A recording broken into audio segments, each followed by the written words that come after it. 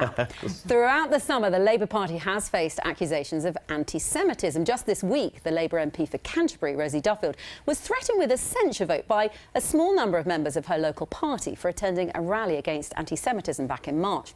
Earlier, Briohny Williams went to Brighton and Hove to speak to people who've been directly affected by the issue.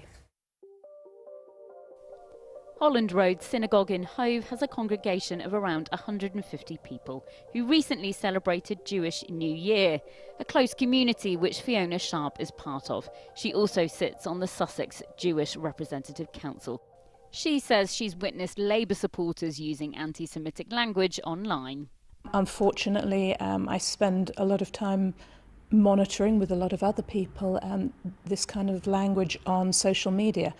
And the language that we see on a regular basis, unfortunately, does hark back to the kind of language that was being used pre-1940. We see tropes about Jews being all-powerful, about controlling the media, that are really things that I didn't think I would ever see before. Is there work to be done?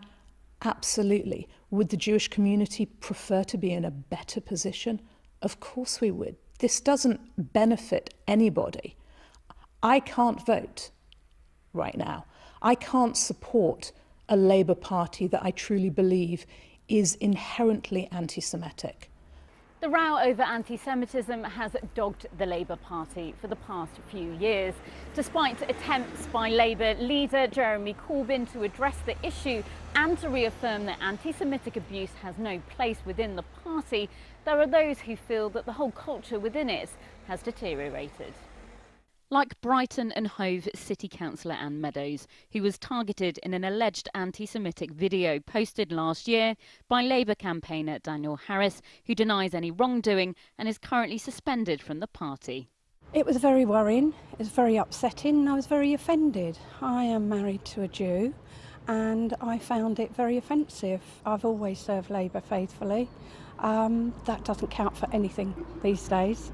We were always a broad party, what they call a broad church of opinions. There is no opinion other than Momentum's opinion now. And the fact that they are so against Jews is a very, very worrying trend, as history has shown us. Do you think you'll still be in the Labour Party this time next year? No. And I won't be voting Labour either. The grassroots Jeremy Corbyn backing organisation Momentum says it investigates all claims of anti-Semitism and takes any accusations seriously. Over the summer, Labour's stance on anti-Semitism has been controversial and divisive, causing protests and demonstrations around the country. So is there a way forward for those who are unhappy with the party? If you want to leave, you know where the door is. Go. It will be amicable. I won't be nasty to you. None of us will be. Equally, if you don't want to go and you want to work in politics and have a chance of getting rid of the Conservatives, let's roll our sleeves up and let's work together. We, of course, are the party, when there is independent studies done, that has the lowest anti-Semitism out of the main political parties. Does that mean that we have more to do? Of course. We claim to be an anti-racist party. We are an anti-racist party. That means that we need to be better than good. We need to be the best. And being the best means you need to be constantly on your guard against the cancer of anti-Semitism. Others in the party feel a split is the only solution. I think no one wants a split. I think it's become evident over the summer that many people who support Jeremy Corbyn don't want a number of people, be it MPs or members, in the party. A lot of people in the party are struggling with staying in the party over what's happened over anti-Semitism, over the party's position on Europe. So what I've suggested is that there's some kind of resolution to this that ends the hostility and fighting and ends up in a managed split. With Labour Party conference just days away, it appears the anti-Semitism row is far from over.